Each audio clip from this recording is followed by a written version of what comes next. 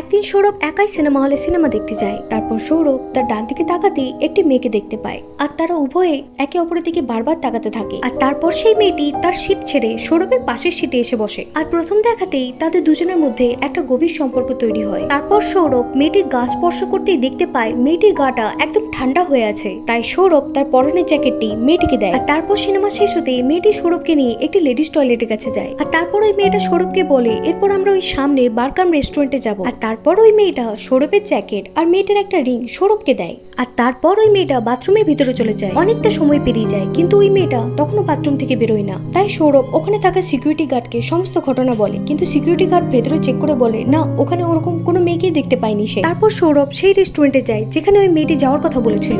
তারপর ওই রেস্টুরেন্টের মালিককে সমস্ত ঘটনা জানানোর পর সৌরভ জানতে পারে যে ওই মেয়েটাকে 2 বছর আগে কেউ এখানে মার্ডার করে ফেলেছিল। তাহলে সিনেমা হলে সৌরভের সাথে ওই মেয়েটা কে ছিল?